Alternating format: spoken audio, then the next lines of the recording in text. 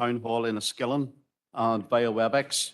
You're all very welcome to the Fermanagh Nova District Council Policy and Resources Committee meeting this evening, Wednesday, the 12th of October, 2022. Just a few prelims, as per usual. I'd ask you to respect the chair and each other during our busy agenda, which, with my recollection, is around 21 items in total. So we're just going to proceed with the agenda as normal. So let's get it done business-like. I'm joined on the table here by the Chief Executive, the Directors and Heads of Services. Democratic Services Officers, Peter Newla and Aaron on AT support. So thank you. Okay, without further ado, we'll go to apologies, and I will go to Sinn Féin Group Leader, Councillor Tommy Maguire. Margaret Carley, thank you, Chair.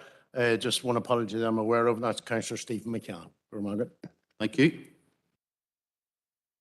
Now go to the Ulster Unionist Group Leader, who's Councillor Victor Warrington on WebEx.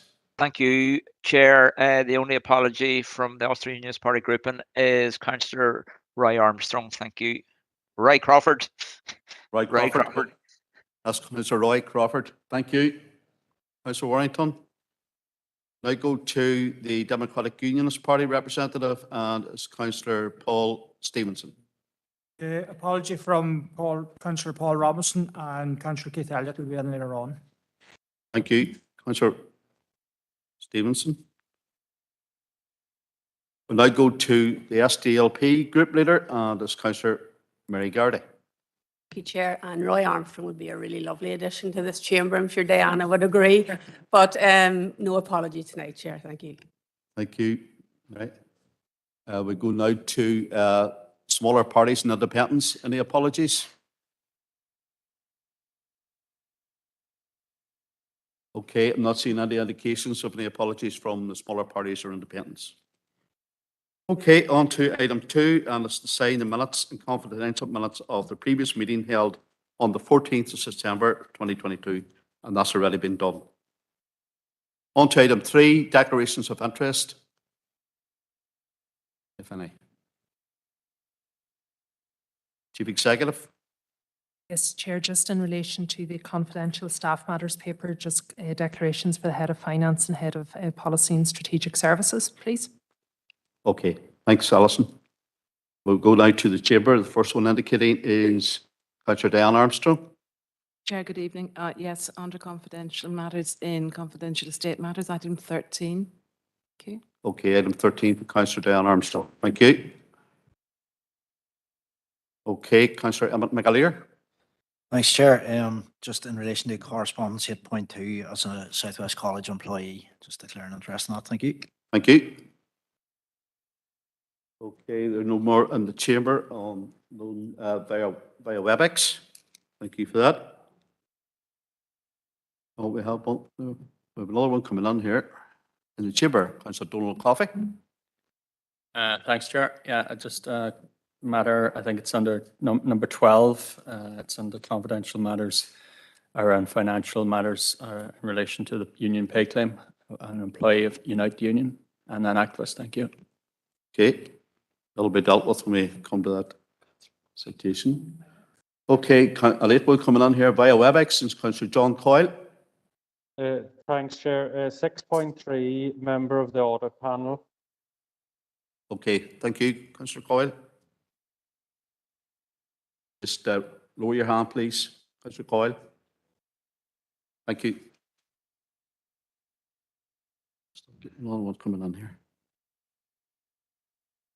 Councillor Alex Baird. Yeah, thank you, Chair. Declaring interest, member of the audit panel as well, but I wasn't present at that meeting. Okay, thank you. I think that is it this time, folks. Okay, on to matters arising. And it's Policy and Resources Committee on Wednesday, the 12th of October. Sorry, get my papers right here.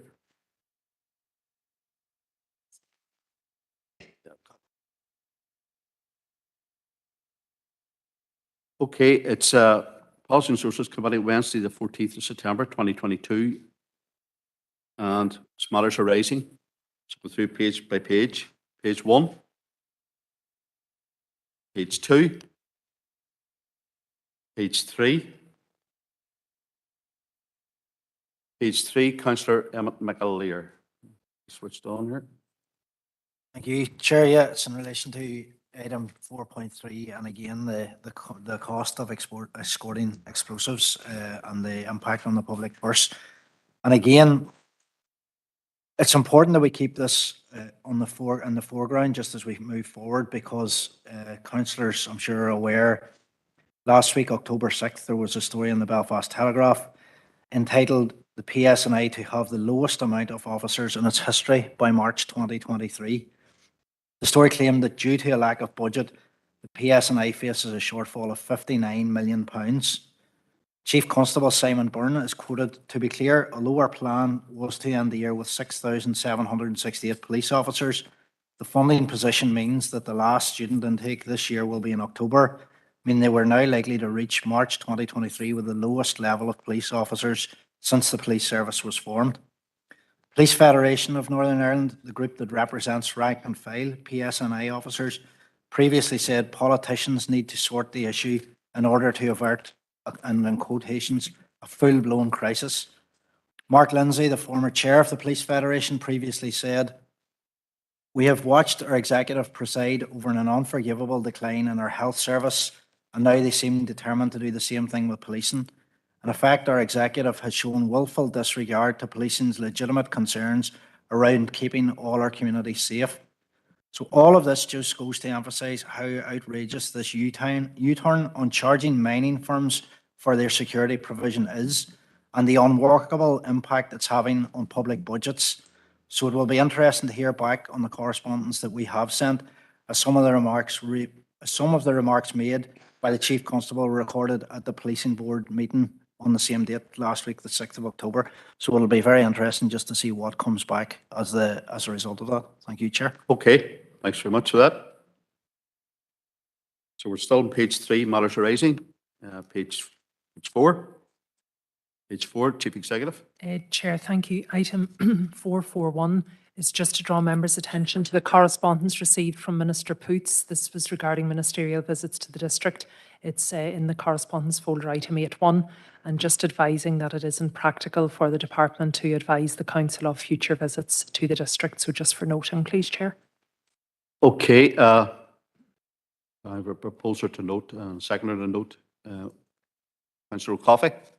Yeah, thanks, Chair. I'm happy to propose the note. I just want to note, while I'm saying that, though, that we've had a number of responses from various ministers, and it is quite noticeable that the response from the Minister for Finance was the only one where there was any capacity to actually let us know and have the dignity of letting us know when the Minister was in our council area. I think the failure of the other ministers is something of a snub to this council. I think it is, and this recent response from Minister Poots just shows yet again how they can't be bothered. Even the size of the response received, it's really a meagre few lines. Can't be bothered really to tell this council when they're coming down here. This shows you how we're looked upon by the Stormont Executive. Thank you, Chair. Thank you. Well, I'll say one comment. In my year as chair, I did meet up with a couple of ministers.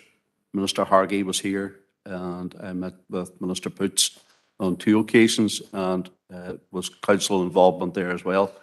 I note what they're saying, and you're making a proposal to note. Have you a seconder to note? Councillor Diane Armstrong. All agreed. Okay. So it's page 5, page 6, page 7.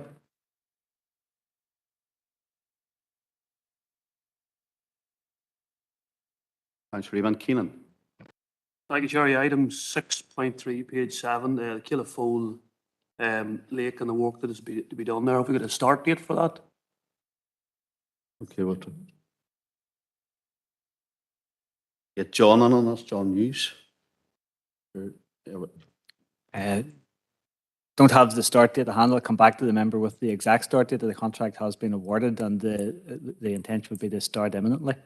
Just, there doesn't seem to be of any upkeep with the hedges the last while. There's a lot of overgrown branches in the footpath. They're sort of obstructing people walking at the minute. Maybe it's in anticipation of the work to commence, but maybe it needs a bit of a tidy up. Okay, you want to, happy enough? Yep. Okay, thank you. Page 8, page 9, page 10, page 11, and page 12. Any councillors? Now we're on to reports for decision, and it's Chief Executive Director reports 5.1, and it's to receive a verbal update on the meeting of the Rural Affairs Subcommittee meeting held on the 6th of October 2022. Chief Executive. Chair, thank you. We will have the minutes for next month's meeting, but there was one specific action which requires the committee's endorsement, Chair. The committee or the subcommittee received a presentation from the Rural Community Network on the Northern Ireland multiple deprivation measures, and members will know the council has previously expressed concern regarding the methodology, and it was agreed that we would seek a meeting with the NISRA Chief Executive to outline the council's ongoing concerns, and that representations would also be made to the Minister of Finance to seek a further review of the methodology. So just seeking support for that course of action, Chair, and as I say, the minutes will be to next month's meeting. Okay, and the councillors, was Councillor Alan Rainey is the chair. I see Councillor Green indicating as well. Yeah. Okay, Councillor Rennie's not coming on there, so. I actually chaired that meeting, Chair, that night. So if you want a proposal on that, I'll propose it. Okay, I was just going to the chair of it, so no, that's fine. If you're the acting chair, you can propose it for the adoption. That's fine. And now we're going to Councillor Green in the chamber. Yeah, I'll second that. You're seconding, Councillor Green. Thank you. And we're all agreed there. Going now for comment probably to Councillor Emmett McAleer. Chair, no, just happy enough to support that. I think the talk given by the representative from the RCN was an illuminating one, but also one probably that didn't really surprise a lot of the people who were listening into it, and the fact that reports that were presented that they were looking at statistics or formula used dating back from 2005, that there were attempts made in 2011 to implement an upgrade to the way that the rural deprivation measures are actually recorded. It shows that there's obviously some sort of resistance to this further up the line. So anything that the council can do as a collective would obviously be hugely beneficial and hugely important for this district. So very happy to support the proposal. Thank you, Chair. Okay, thanks, Councillor McAleer. No one else indicating at this stage. Okay. We're on to item 6. So that was agreed, by the way. It was proposed by Councillor Warrington, seconded by Councillor Green, agreed. On to item 6, is Corporate Services and Governance Directorate Reports. And it's item 6.1, and it's consider a report on consultations, paper A. And now we go over to Louise Horner. Okay, thank you, Chair. So this is the item on the report on consultations. At 2.1, there's a summary of our draft response to the consultation on the corporate plan of the Probation Board for Northern Ireland. The draft response is at Appendix A. Generally, it is supportive and it highlights short-term funding issues and pay issues, early intervention programmes and partnership working. In Section 3, there are 7 forthcoming consultations, and these are for information only. Members are asked to note at 9.1 to approve the response to the probation consultation, which is in the Annex A, and to note the consultations listed under 9.2. I just want to add additionally, it's not in the paper, just found out this on Monday, that there's a response being prepared by officers on the Northern Ireland Electricity Network business plan, which will be presented at the next Environmental Services Committee on the 7th of November. Thank you. Thank you, Louise. Okay, you've heard Louise. No one currently indicating in the chamber or via WebEx will, sorry. I'll see you now, Councillor. Chair. Sorry, Councillor Wilson just been out. You're quite all right. Right. Six Sorry, point, Councillor Wilson. yes, Councillor Coffey's coming in here first. sorry. Councillor Coffey. Thanks, Chair. You could have let Councillor Wilson in there. I'm sure he may not be able to see me. So anyway, I'm happy to propose the note. I think that this response is very thorough. Unfortunately, I've had some cause to have experience with the probationary service in recent weeks, and it is undoubtedly the case that they are hugely short-staffed. So I want to particularly welcome the reference on page 2 to the prioritization of probationary staff, pay, modernisation and workload, which are all issues I'm sure are fairly common across most workforces at this time, but certainly I imagine from my engagement with the probationary staff who have been very helpful but very overstretched, that that would be something that they would want to include. There are a number of matters in the earlier paper, the summary paper.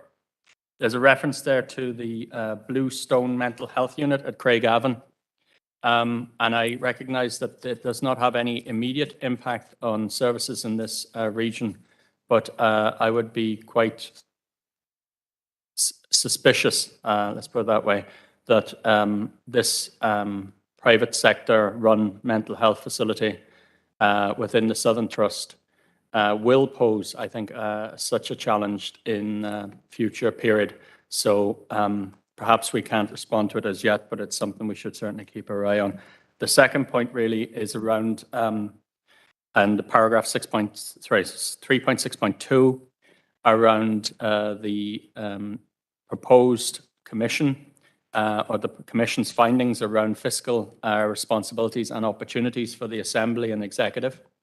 This is something I would like to welcome if it is to be used in a way that will actually raise revenue to support public services. The problem is that for the last 15 years, we've had the unanimous agreement of executive parties to lower taxes on big business and to reduce by some hundreds of millions expenditure on public services to compensate. So if it is something that is being proposed to actually invest and to improve pay, to improve public services and public provision, then something I would certainly support. But I just would be concerned perhaps we will see a reversion to the neoliberal policy of lowering corporate taxes at the expense of public services. Thank you, Chair. So with those comments, Councillor Coffey, you're prepared to adopt approve the recommendations as an approval and for noting? Okay, we'll take that as a... Yeah, Councillor Bert Wilson via WebEx. Councillor Wilson. Yeah, yes, Chair. Page 2, 3.3, the Northern Ireland peatland strategy.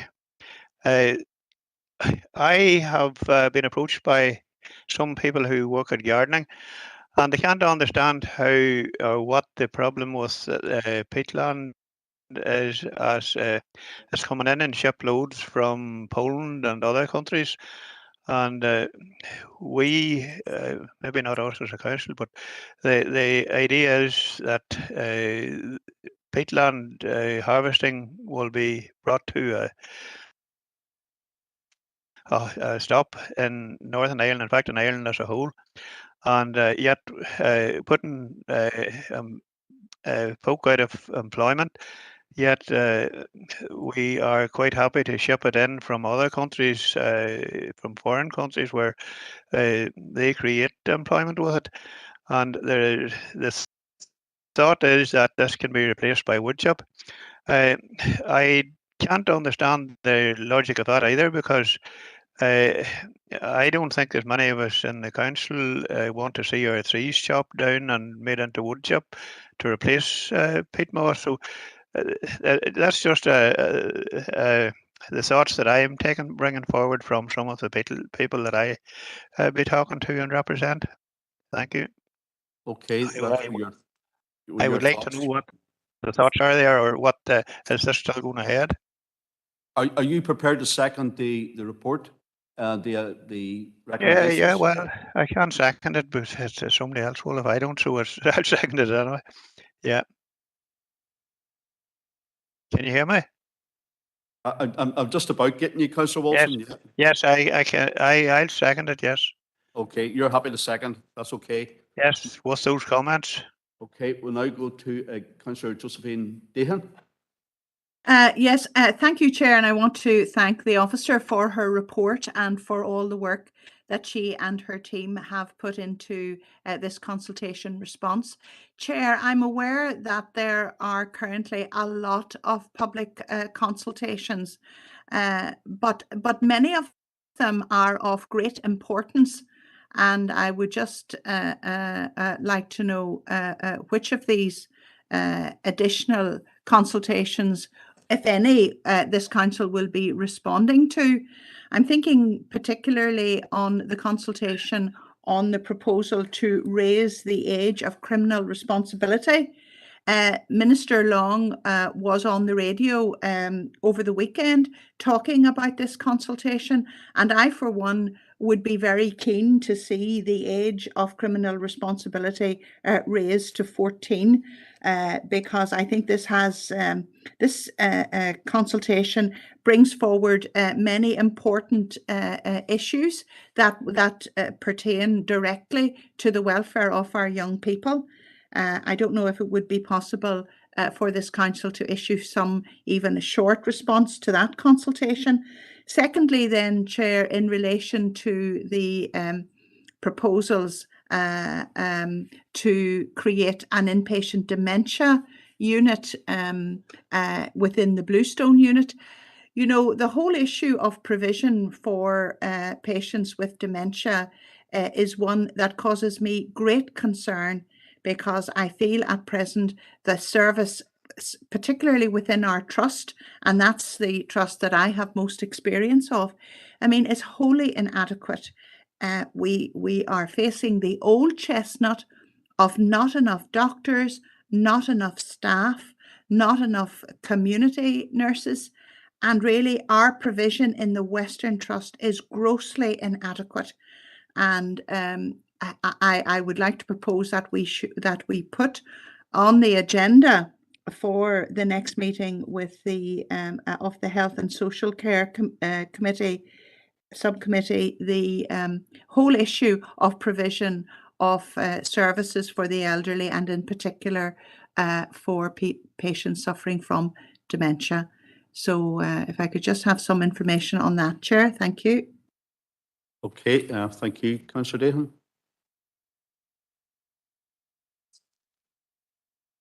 Okay, I'm just getting advice here from the Chief Executive here, Councillor Dehan, and the agenda goes out for the Health and Social Care Services Subcommittee tomorrow, so that can be placed on the agenda for that. Thank you, Chair. Okay, thank you. And now we're going back into the chamber, and it's Councillor Stephen Donnelly. Thank you, Chair. And I would like to take this opportunity to actually lend my support to Councillor Dehan's comments, and that I think that if we do have the capacity to do so, I think it would be useful for us to respond positively to the DOJ consultation with respect to the age of criminal responsibility, because I think it would be enormously important to see that advance. But just in this particular topic, I mean, I would just like to lend my support and actually welcome in particular the comments that we have made in our response under strategic priority 2. Just given the emphasis that there is on strengthened communication with respect to the strength and the viability of restorative and rehabilitative practices, and actually moving away from the rhetoric around soft and hard approaches and actually focusing on what is going to have improved outcomes for the community in terms of community safety. So I would just like to put my welcome of that on record, Chair. Thank you.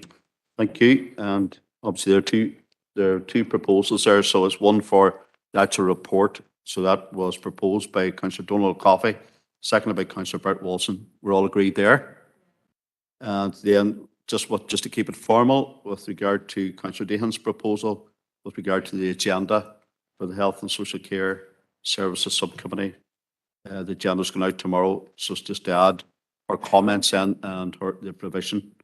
And that was seconded by Councillor Stephen Donnelly. We all agreed. Thank you.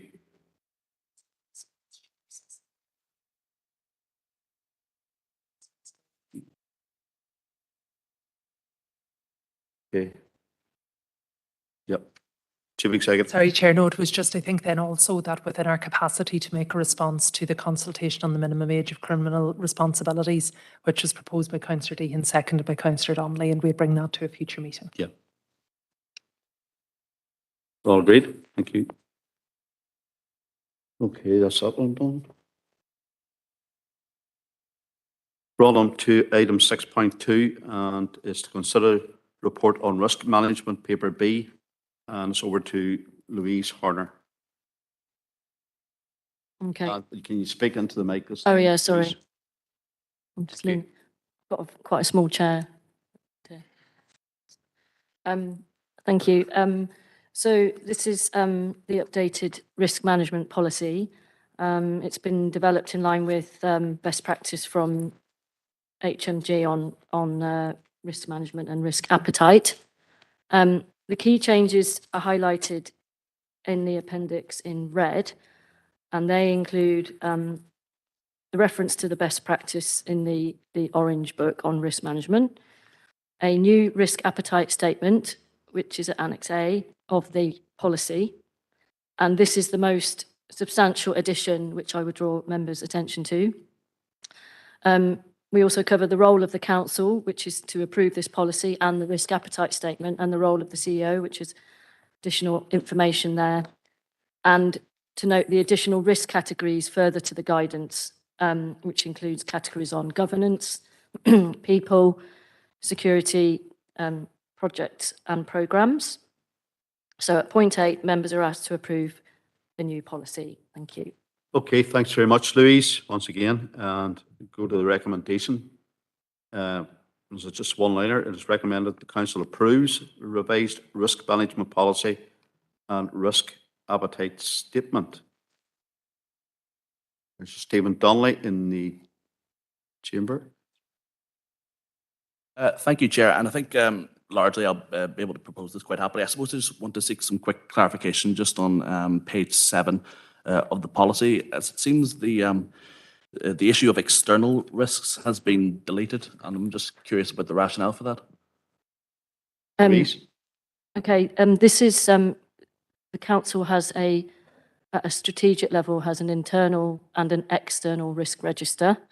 So this is a category which is added through best practice, but we don't include it because we have by default an internal and external risk registers at the corporate level. So these are just it just felt superfluous to add that as a category. Okay. That's no worries, Chair. I'm more than happy to propose. Okay, thanks for that, Councillor Donnelly. Have a seconder. We'll go to WebEx and with Councillor Anne-Marie Donnelly. Thank you, Chair. I'm happy to second the recommendation. Okay, thanks again, Councillor Donnelly. And you proposed and second. Are we all agreed? Okay.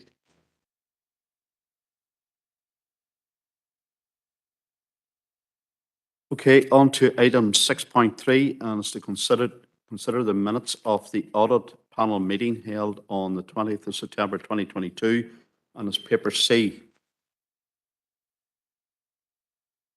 It's really 2 pages. Oh, I see it, right, okay. Okay, Councillor Green, do we want to go to you first?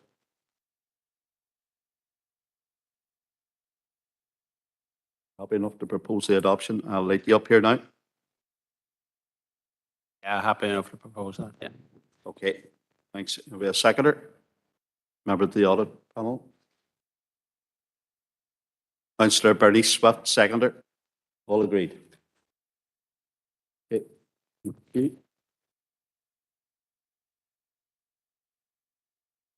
And we go on to item 6.4, and that's to consider the report on procurement and tenders update, paper D, and we now go to Catherine Leonard. Catherine.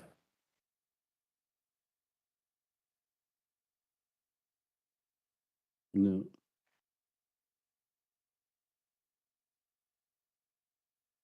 We'll try and get deal with it now. Sorry, we're off not. It's not whatever that is, not working. Thank you, Chair. Members, this report includes 4 tenders to be issued for award and a contract award. There are details on section 2.1, the first one being the integrated consultants team for the redevelopment of the Ardoin Theatre.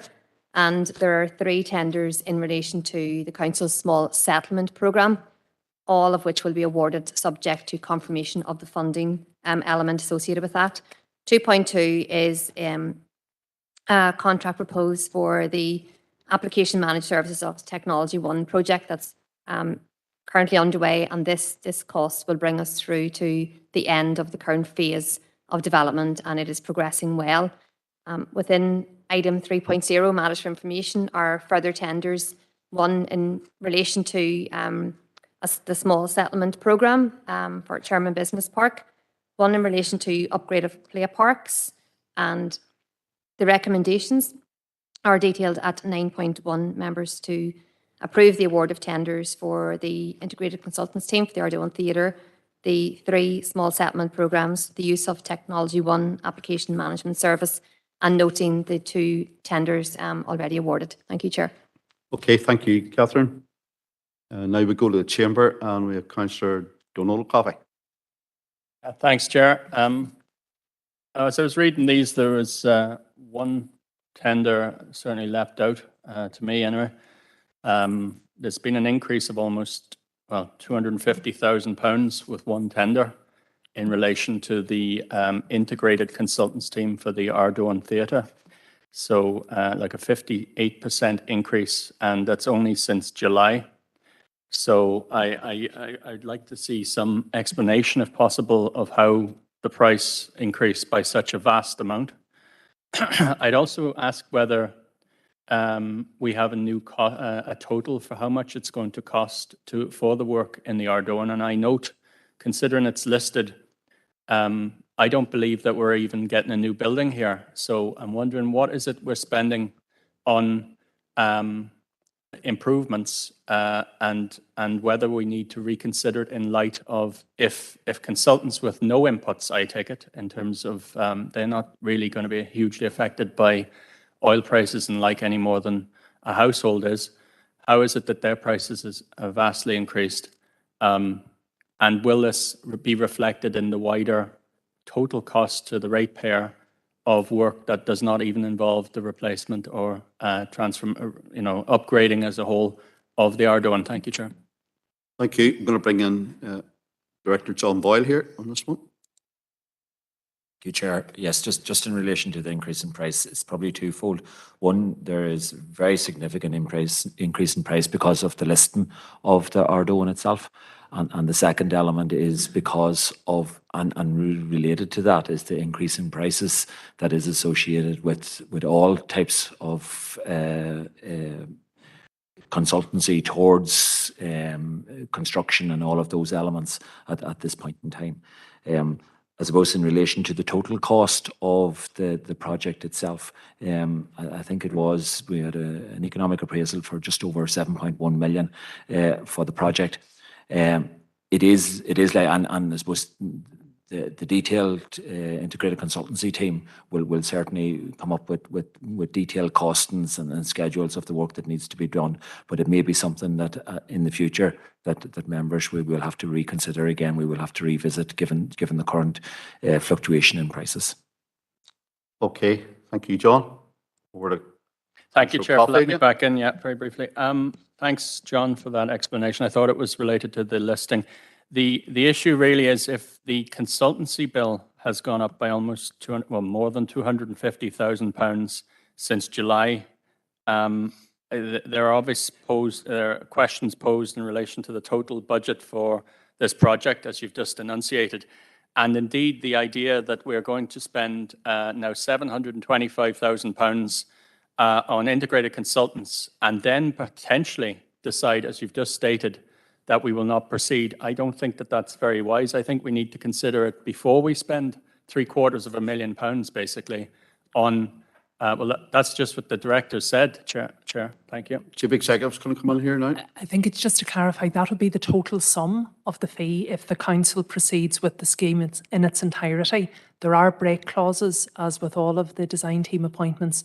So if the first phase of work would be to bring it to the appropriate standards to planning, to update the economic appraisal, and if the council chose to revisit its decision at that point, you would not be liable for the full cost.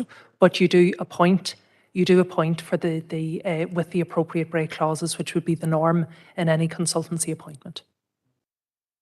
Okay. They would be related to stages of work, Chair. Sorry, the members just asked in terms of break clauses, so they would relate it to specific stages of work.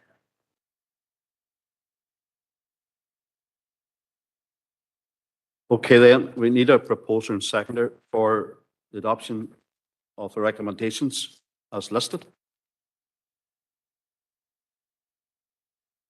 Councillor McAleer, back in the chamber again. Thanks, Chair, and thanks to the Chief Executive and the Director for the breakdown there. I think obviously probably the two figures that jumped out were 2.1.1 and 2.1.2, where there seems to be, again, a substantial jump. But just listening to what has been said before, I wouldn't be happy proceeding with 2.1.1 until we get a breakdown of the stages and the costing for the stages. So I would propose that whatever decision is reached, that we actually get a breakdown on that prior to proceeding with it, because the cost, as has been said. I think we're actually going to bring in Chief Executive in to clarify. Yeah. Chair, I think there's some confusion perhaps in the eyes of members. So in terms of the appointment of a design team, you appoint on the basis of the tender, which is the most economically advantageous. If members disagree with the appointment, that's fine, but you won't be able to disaggregate the sum available on the basis of the acceptability or otherwise of break clauses. The break clauses are linked to your overall investment decision.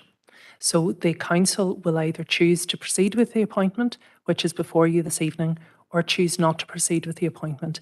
If you choose not to proceed with the appointment, you choose not to proceed with the scheme. Yep. That's the options that are open to us here. Just it's a request, I suppose. We're not saying yes or no at this point. We're actually looking for a breakdown that's been referred to, the stages and the cost of the various stages should we proceed. And blindly, I would definitely wouldn't be having, so I would be proposing that we don't proceed. That's okay. You're making a proposal not to proceed then?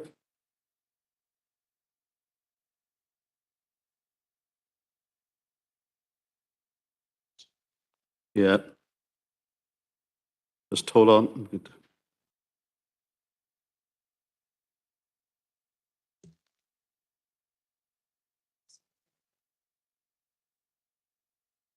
Okay, if just a reminder, people in the chamber, if you speak directly into your microphone, you're almost on top of it here at this stage. So that's the proposal from Councillor McAleer, proposal not to proceed. Now we'll go to Councillor Robert Irvine by WebEx. Thank you very much, Chair. I suppose coming from a construction background, I don't really need the whole thing explained as do some of our other members. To actually decide whether we want to actually proceed with the scheme, we will actually have to engage the consultants to bring it towards a stage where it's in draft form with outline costs. I understand that part of the increase in cost is because of the listing. And what that in simplest terms has done is it has thrown the scheme back onto the drawing board because the consultant team, if we appoint, and I am hoping that we do, will actually have to go back to base principles and work around the buildings because of the listing. And that means completely new work in many cases. I think it would be ill-advised not to proceed because we have major decisions to take in regard to our capital programme going forward. And unless we see the true costs at the stage before we embark on a tendering and construction, we can't make an informed decision. So in light of that, I'm happy to propose the recommendations as listed in the report in their entirety. Thank you very much, Chair. Thank you, Councillor Irvine. We're now into the chamber again, and we're Councillor John McClarty. Thank you, Chair. Given the explanation by the officers and also by Councillor Irvine in proposal, I'm going to second his proposal. Okay. We have a couple more indications here coming in. Councillor Seamus Green in the chamber. Thank you, Chair. And first and foremost, the volume of the mics in the chamber here is just, there's a lot of been what's said from the top table, and indeed even Councillor McAleer there was extremely hard to hear, and he's usually quite, you can hear him no problem. So we were struggling to hear over here. So the few times I have been in the chamber, Councillor O'Reilly raised it the last night, and I know from Chair there is a volume thing on that there that you actually can turn up in the chamber. So it's far too low. You can hear the people on WebEx far better than you can hear anyone in the chamber, and especially the top table. There was a couple of reports there give, and I couldn't say yea or nay to it because I didn't hear a word, and as did Councillor Maguire or Councillor Kyle here. So I don't know what's happening on that. So that's all I wanted to say. It wasn't actually in relation to this. Okay. Points noted. I hope you can hear me loud and clear, Councillor Green.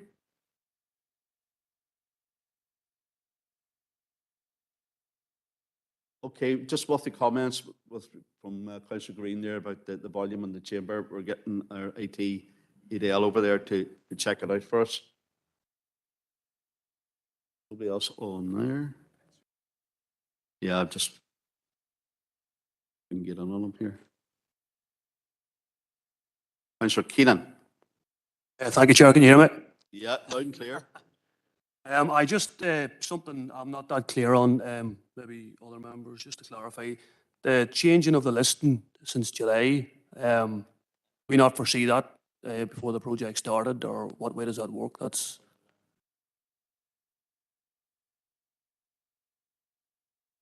Okay, I'm going to bring in well, Chief Chair, no, Executive here. Certainly my understanding, but I can defer to John. When the council did the original economic appraisal, the listing was not referenced. We were advised then of listing subsequently by the Historic Environment Division. We then included, by way of what we called a tender clarification in the course of the invitation to tender, that the building had been listed. So the original pre-tender estimate was based without the listing information. The subsequent tender package was supplemented to include the listing when we were notified by HED of it. Does that answer your query? And what I should also advise, sorry, Chair, is we did in fact alert members at that time that we thought it would have quite significant financial implications to the project. Okay, thanks, Chief Executive. Now over to Councillor Paul Blake. Yeah, thanks, Chair. No, I'd be concerned with what Councillor McAleer is proposing could actually bring this project to a halt regarding the Ardó, and so I'd be very concerned around that, because I think for this project is vitally important for the town of Enniskillen. It's a great selling point for the town, so I'm happy to second the recommendations as proposed by Councillor Irvine there. So I've been seconded. You're supporting Councillor Irvine? Seconded, yep. Seconded by Councillor McClarty. You're supporting. That's okay.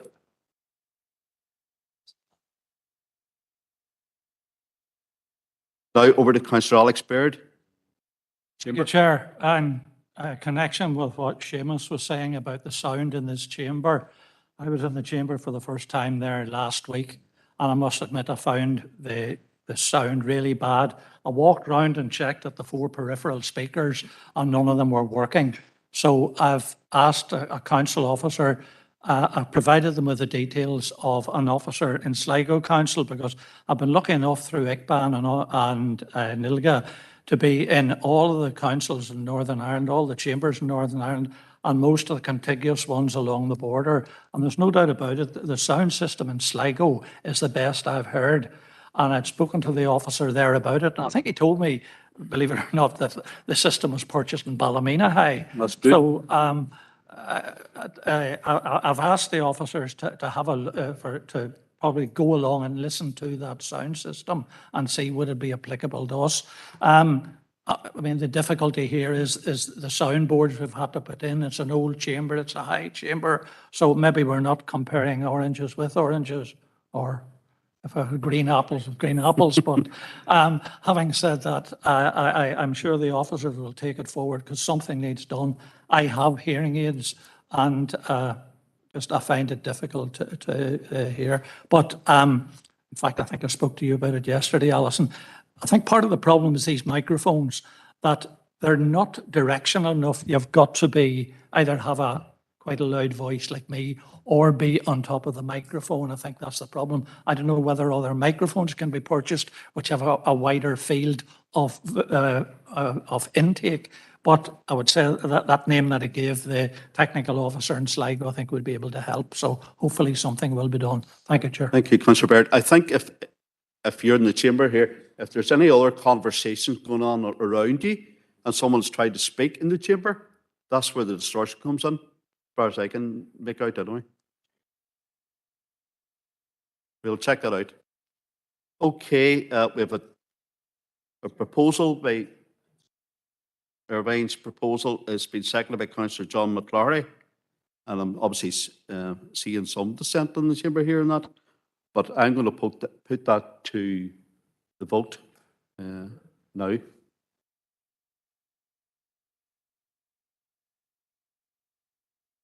Sorry, Chief Executive, come on. I was just going to, all I was going to say, I don't know if Councillor Maguire, I think we're checking in terms of the speakers.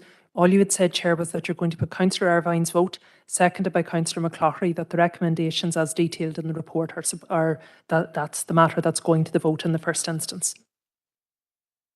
I'm sorry if you can't hear me, but I thought I was speaking quite loud. Okay, no I can problem. hear you. I can hear you out at Ballinahty, nearly without the mic. Thanks. Well done. If you can hear me outside Fontana, that's not so bad. Thank you, Councillor Walton, for that. Okay, are we all in favour of Councillor Irvine's proposal, seconded by Councillor John McCloughery? Okay, I'm seeing dissent. Any other indications of dissent? Councillor McAleer's dissenting. Okay, everyone else is for? All agreed? Okay, your dissent is noted, Councillor McAleer. Thank you.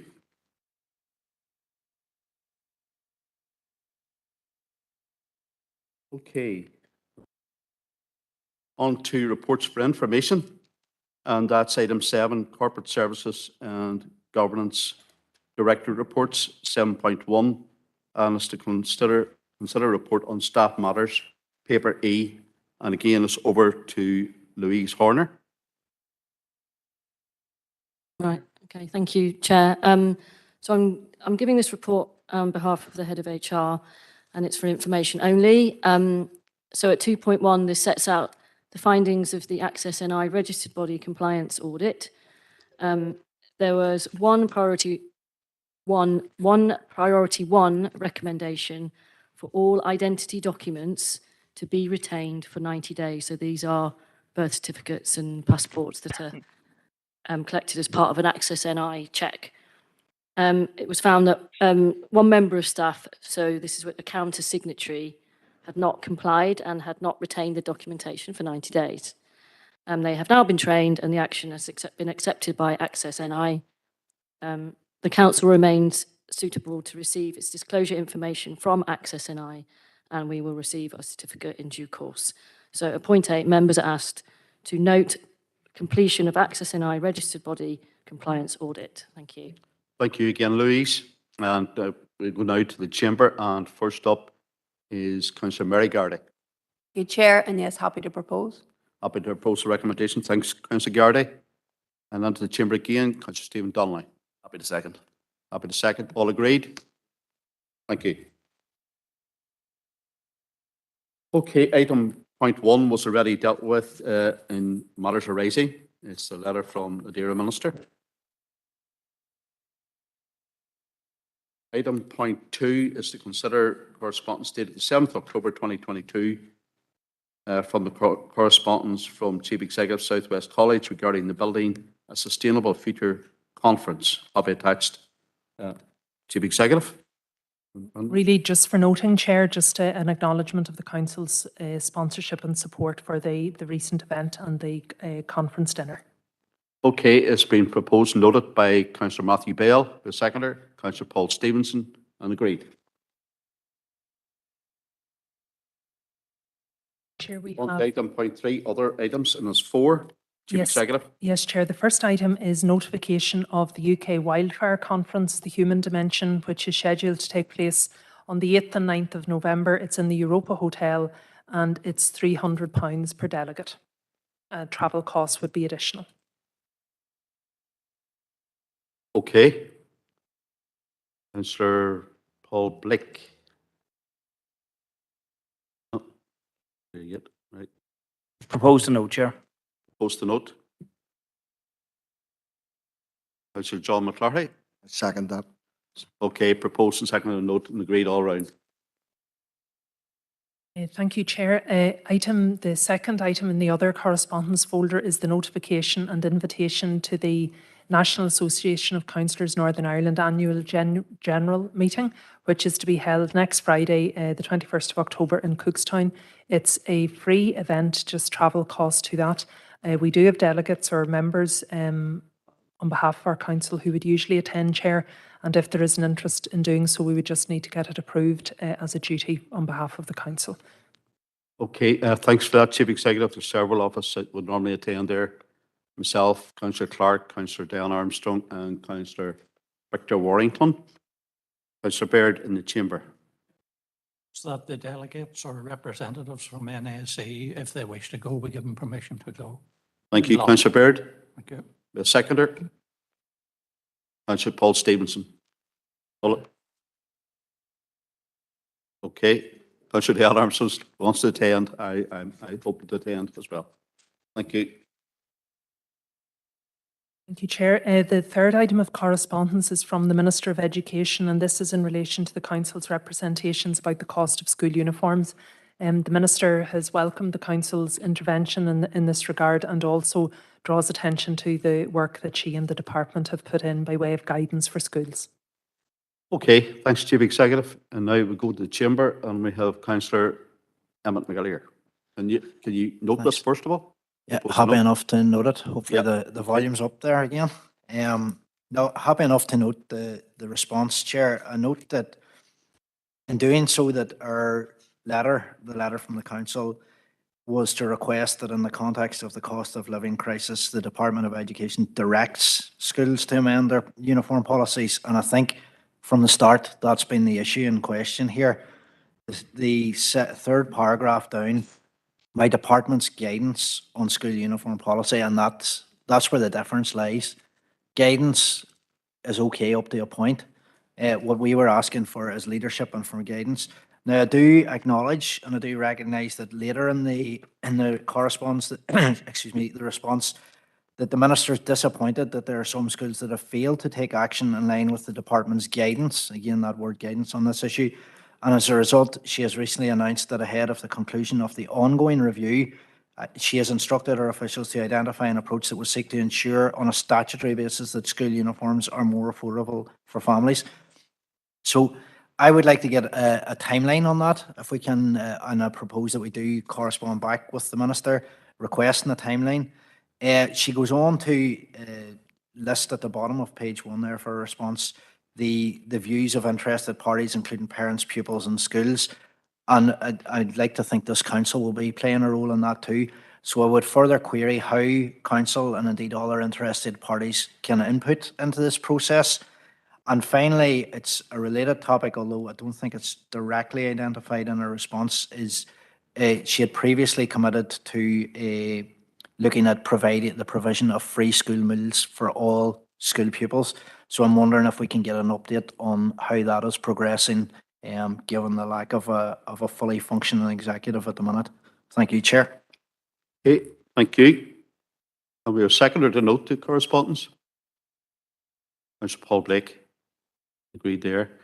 Go to the chamber again. Councillor Donald Coffey. Yeah, I was happy to second the note. I'm happy to second Councillor McAleer's proposal. I think this response does go some direction in terms of referencing the idea of a statutory regulation which may impose a duty on schools to lower the cost of school uniforms. This is a major issue. I know it's an issue more for a certain time of year when parents are facing the huge burden that can be associated with trying to properly kit out their children in, startling costs involved. And we all know that people are under a lot of pressure. I would just request one small little addition to what Councillor McAleer has proposed, if he is agreeable.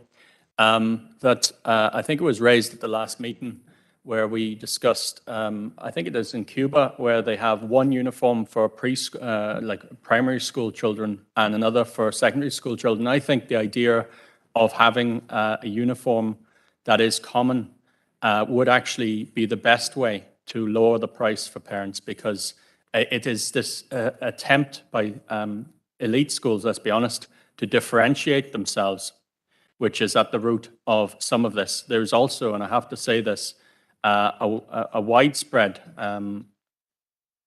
consideration that some schools, not all thankfully, but some schools are in a relationship with suppliers to mutual advantage, and that this is also another way of actually taking more money off parents, money that should have been provided by the Stormont, if we're honest. But I think we need to move beyond that, and I think the idea that we would have some consideration of a move towards a uniform that is common across all schools and therefore can be provided in quality and in low cost because of economies of scale and the superiority of public sector provision. Thank you, Chair. Thank you, Councillor Coffey. So you're, get my head around this one. So you're actually proposing that the same uniform be worn by all pupils and students right across the board. Right. It's an interesting proposal. Are you happy enough to bring that as part of your proposal, Councillor McAleer? Okay. If I can get this summed up here, Councillor McAleer proposed that right back to the E-Minister regarding where and how councils, etc., can help, and also regarding an update on the school meal situation. And Councillor Coffey obviously added in there, and that we have a common uniform for all schools, primary and post-primary, right across the board. Okay, right, we'll go with that. And a timeline for the review from the DE Minister. Councillor Alex Baird. Thank you, Chair. I would love to speak on that last proposal, but I have to declare a non-pecuniary interest as Chair of a Board of Governors. Okay, we'll take that. Therefore, I won't make any comment. Okay, we'll go now to WebEx, and we have Councillor Dr. Josephine Dahan. Thank you, Chair. And Chair, I want to welcome Minister McElveen's letter. I think what it demonstrates is that, you know, the Minister accepts our position as a council, that we acknowledge the very considerable cost of kitting children and young people out with school uniforms. And I welcome Minister McElveen's intervention in this regard, in her efforts to encourage schools to always bear in mind the cost of these garments. And also I welcome the 20% uplift in the uniform grant that she has implemented for the 22-23 academic year. You know, I think that this is an area that causes great distress for families, for all families, because the costs are quite considerable, and we've already complimented the Uniform Exchange and the excellent work that they do. I'm afraid, no, though, I can't support Councillor O'Coffey's suggestion or proposal that all schools would have the same uniform, because I think schools have a particular ethos. they have a particular history. Their uniform really is a way of designating a pupil or a student as belonging to that particular school community. So I do think it's important to have a particular school uniform, and I know that many pupils take great pride in wearing their school uniform. But the main factor here, Chair, is the cost of these uniforms, and the Minister has stated in her letter that she would dissuade boards of governors from, having uniforms that have unusual colours or patterns, so that these items can be obtained easily on the high street at competitive prices. So, just in general, to welcome Minister McElveen's letter. And I think that this is an issue that we rightly should keep under surveillance. And I definitely welcome the opportunity to make these comments, Chair. Thank you. Thank you very much, Councillor Dr. Deehan. And now back into the chamber with Councillor Matthew Bell. Taking into account the comments made by Councillor Deehan, would it be possible to separate the proposals by Councillor O'Coffey and Councillor McAleer?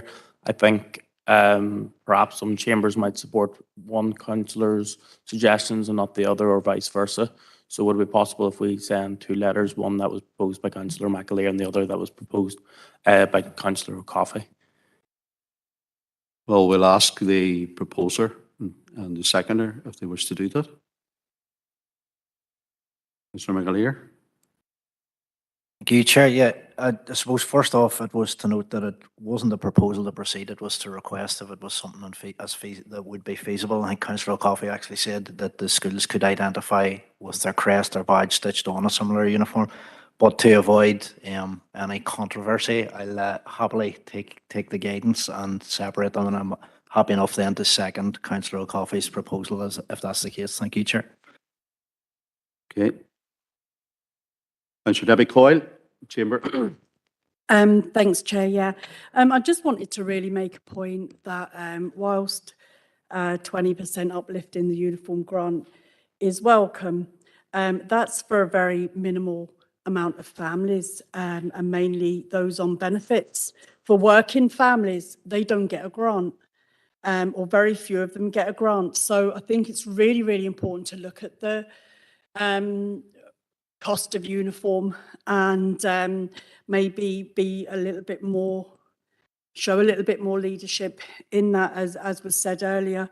Having been to Cuba and seen the children across the island in one uniform, it's great to see. As a personal thing, I'd probably be in favour of that, but I'm not sure if that's something the Minister can impose, because I would imagine if you went to the Board of Governors and the parents of each school, that's where you're going to face your battle. Having put 7 children through the education system, they wore what I could afford.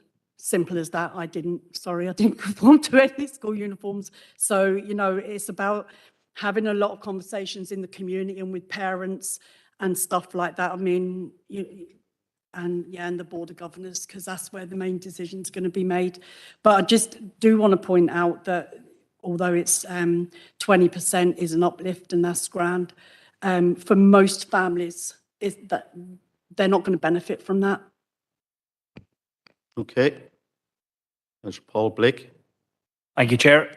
Just to say that I wouldn't be in favour of something where it's all a generic uniform with all schools, because every school has a very unique identity and history, and one of which they're very proud of. And all the schools have a unique colour scheme around here, and it kind of gives them that identity. So I certainly would never be in favour of something that makes kids walk about like it's a concentration camp. They all are part of something they should be proud of, and that gives them something and identity when they're through the town here as well too. So certainly not in favour of a generic uniform, Chair. Okay. Now going to Councillor Chris McCaffrey, BioWebEx.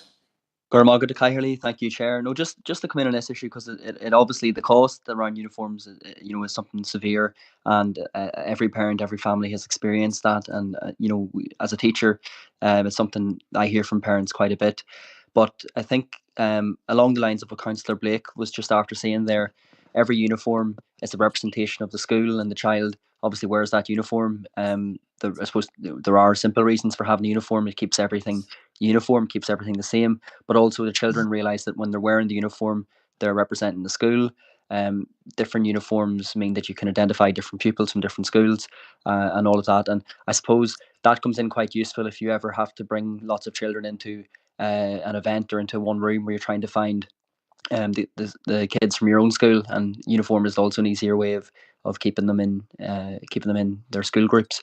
But absolutely, I think as Councillor Deehan had said, this is something we have to keep a close eye on, and it is no harm to have lots of representation on this and lots of talk around the cost and seeing how that could be reduced, because of course there is a certain folly to it all as well whenever you're just paying for a piece of clothing. But it's been interesting commentary so far. Thank you. Thank you, Councillor McCaffrey. Back in the chamber now with Councillor Eamon Keenan. Thank you, Chair. Well, I would disagree with the last two speakers. I think that uniforms in this part of the world can cause divisions through sectarianism. You're labelled straight away. You're a Protestant or a Catholic. Maybe not everyone would agree with that. There's also the class element, as Donal referenced, maybe not so much in this area, but the elite schools and people that don't get those schools. And I think if you want to talk about culture and history in a school, I think a uniform is not a very good way to show it. I think your teachings, your character building at the school, and the actions that you represent and you do at your school would be a better way to show your culture and your history. To wear a certain colour, I think, is possibly demeaning. And I think as Councillor Coyle has said, Cuba, she was proud to see it. I'd love to see it myself. And someday maybe even here. Thank you. Okay. There are several councillors indicating again who have already spoken, but however, this is a very important subject. It was something very close to my own heart that I'm going to allow councillors to speak. That's first up. First up is Councillor Tommy Maguire. Margaret Carley, well, again, like several debates and proposals that are being made here, I find myself inadequately informed. And fundamentally, the point, and Councillor Coyle made the point, is the decision for school uniforms made by boards of governors of each school. This is something I'm not aware of, and if anyone in the chamber can enlighten me, I'd be delighted. We're sending a letter to the Minister asking the Minister to do something that I don't really think she has the remit over. And again, I feel a bit, maybe the suggestion should be coming from this chamber, given, as I say, my own personal lack of information, should be that we get a report back on the procedures for the selection of uniforms and how they are priced, and the as one of the councillors alluded to, that there may be some communication between the schools and the suppliers, or some sort of a deal done in that they're being price hiked and etc. And I know they can be very expensive, but I feel totally ill-informed on the issue, and I'm just wondering, where do we go with this? To just send a letter to a minister? I'm not even sure the minister has responsibility for it. So maybe if there's anyone can answer my question, I'd be delighted. Yeah, thanks, Councillor Maguire. Councillor McAleer and Councillor Keane, you've already been on. Sorry, Councillor Baird, we can get you on here. Yeah, thank you. While I've declared an interest, I'll just want to make a general comment. I mean, the proposal for one uniform might be an interesting idea, or a good soundbite for a headline in the local press, and I wouldn't for 1 minute think that our esteemed colleague would do anything like that. But I would make the point that most schools have either Parent Teachers Association or Parents Friends Teacher Association who liaise. They are the sounding board for the parents of that school. And they're probably better, those parents are probably better versed in the needs of pupils than most of us, myself included. Thank you, Chair. Thank you, Councillor Baird. Councillor John McClory. Thank you, Chair. It's strange. It's the cost here. It's not just a generic uniform. It's the cost. I find some of what Councillor Keenan said quite strange, when he's clearly wearing some sort of sports top which identifies him as being an individual from the rest of us, which doesn't fit his narrative of why you shouldn't wear a uniform because it can lead to sectarianism and other people being identified as belong to one group or another. Sports top, I didn't identify which sport it belonged to, Councillor Keenan. Thank you for that comment again over my shoulder. But it's strange that you should mention what you did about school uniforms, but you're still wearing a sports top, and that doesn't seem to count. Children like having a uniform. Right, no interruptions. I was speaking. But I Make think your we need more information around the decision process before we carry on any further with a letter to the Minister if the Minister doesn't make those decisions. At the end of this, I'm bringing the Chief Executive in to clarify the situation and to sum up where we are. Several things have been made, comments have been made here, and several proposals have been made, and they're all need clarification. Councillor Bell and then Councillor Gavin, and that's it. I agree with John sitting here next to me. And if he didn't propose what was proposed by Councillor Maguire, I certainly will second that. But I do also want to say that I was quite disgusted by some of the comments by Councillor Keenan to suggest the colour you wear somehow promotes sectarianism in this country is an absolute disgusting comment. Thank you. Well, I have to say myself, I did wear a school uniform for many years, and there was no sectarian colours about it, but we'll leave it at that. The last speaker on this is Councillor Gallen. I'm round and round circles here. Go ahead. That's all right, Chair. Thank you. A lot of great points have been made already regarding identity and how that plays into a school's ethos and how uniform does play a part in that. And as a teacher and having had the pleasure of teaching in most of the secondary schools within this district, you can see that that students take pride in their uniform and the colours of their uniform. And I was actually thinking that myself, it links into all aspects of the school, not just what they wear in the classroom, but into sports and things like that, where they get behind their colours. And I was going to say Councillor Keenan is obviously wearing his sports top, but that's because he has pride in his club and in his team, and that's a good thing in my opinion that people have that. And you know, there's practical reasons as laid out by Councillor McCaffrey. I'll not go into it, but ultimately it lies with individual schools and their board of governors and the parents, not the minister. And you know, it's about cost at the end of the day. Let's look at good practice. My own school that I work in, St. Kevin's, does swap shops. There's loads of other brilliant practice throughout the district that should be promoted, and maybe other schools can learn from each other in terms of best practice. But I'll leave it at that. Chair, thank you. Thank you. I'm not letting you in, Councillor McAleer. I'm bringing the Chief Executive in to chart. No, I'm bringing the Chief Executive. No. Okay, Chair, No, just he'll clarify it here then. in relation just specifically to Councillor Maguire's queries, so the wearing of a school uniform is not governed by legislation, but falls specifically to schools to determine. So the day-to-day management of schools, including school uniform policy, is a matter for school principals, subject to any directions that might be given by the Board of Governors. The department has previously issued guidance, but they have, it's about 15, 16 pages. It was issued, I think, originally in 2011, updated in 2018. But again, even in that, it advises only as guidance. And so these are local decisions for each school to make. Okay. Does that clarify the situation, Councillor Maguire? Yeah. Everyone happy with that? Yeah, if we can summarise the proposals now, Chief Executive. Yep. See where we are. We had 3 proposals in total, Chair. The first was from Councillor McAleer, seconded by Councillor Blake, that the correspondence is noted. The second then, Councillor McAleer, seconded by Councillor O'Coffey, was that we write back to the Minister, seek a timeline for the review and how councils and other stakeholders may input into this process. And then subsequently, or as part of that letter, we would also seek an update on her proposed rollout of free school meals.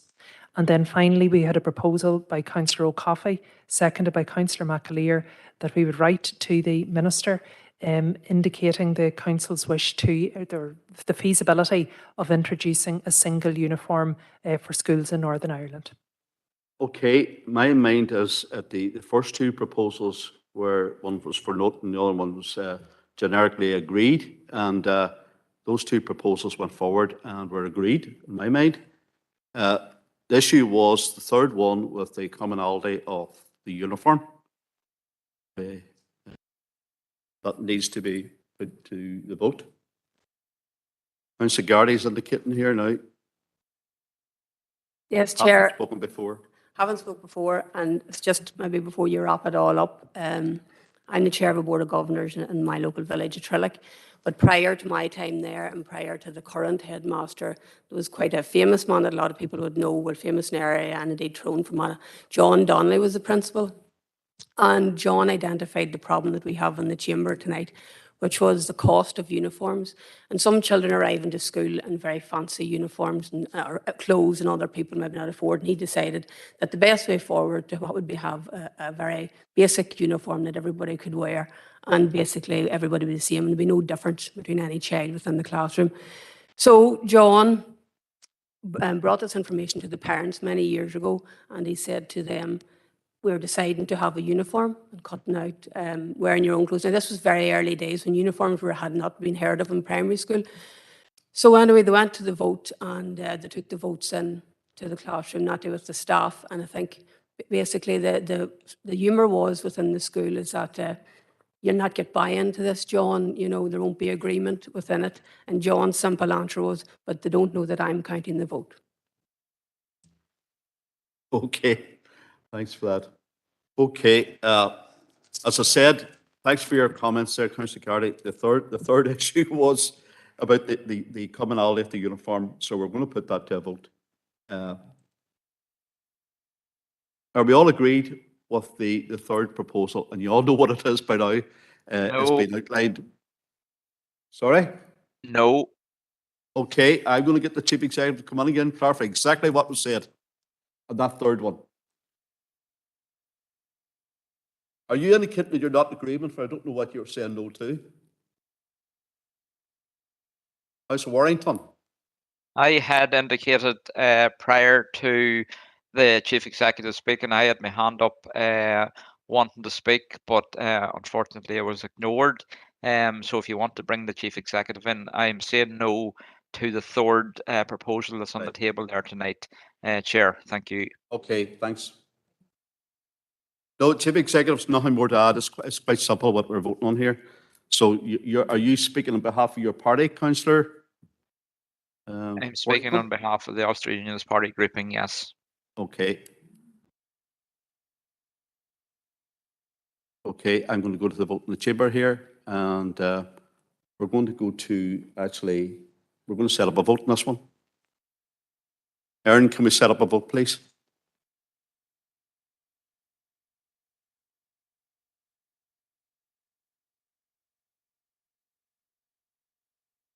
Okay, those in chamber, your vote's ready to go.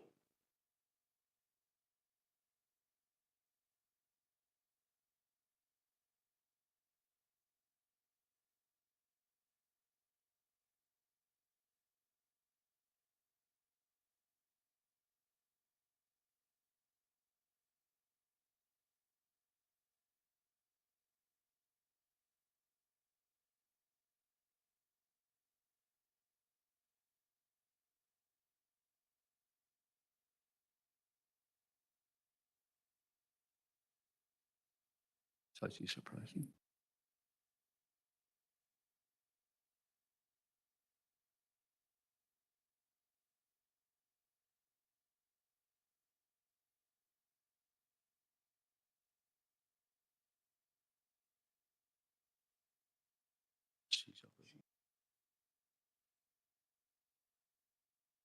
Still voting.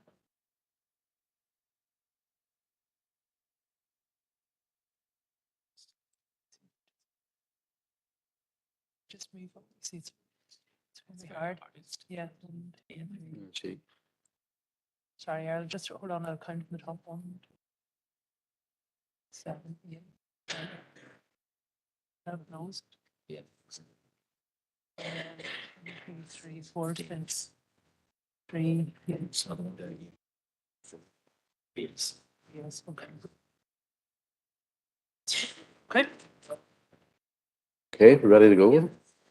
Okay, thanks for taking part in the vote and bringing the Chief Executive in to clarify the position. Okay, Chair, thank you. We had 4 votes for, 26 against and 4 abstentions, so the proposal falls. Okay, thank you. Useful exercise.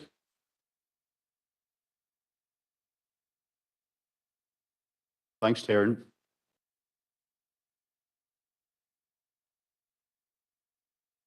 Okay, Chief Executive, we're on to still correspondence here.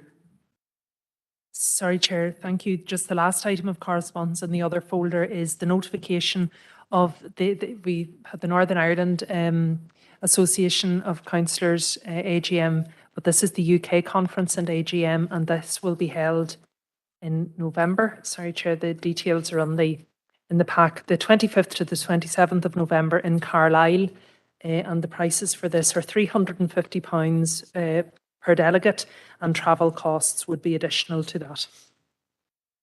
Okay, thanks very much, Chief Executive. Bringing Councillor Diana Armstrong in. Proposed to note. Proposed to note by Councillor Armstrong. And over to Councillor Gardick. Yeah, second the note, Chair, thank you. Second the note, and we're all agreed with the noting. Okay. No further correspondence. Now, I haven't been made aware of any urgent and relevant business, which is item 9, unless our officers have. No.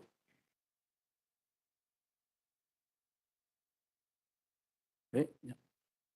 Okay, can I have a proposer and seconder to go into the committee? Councillor Gardy, second by Councillor Stevenson, all agreed. Okay, Aaron, thank you.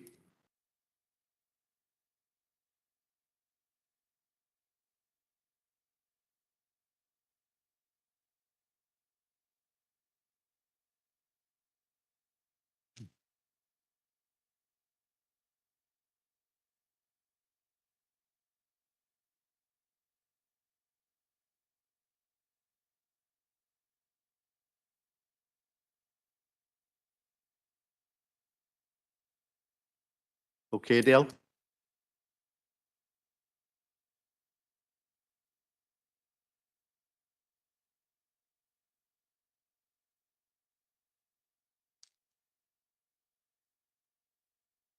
Okay.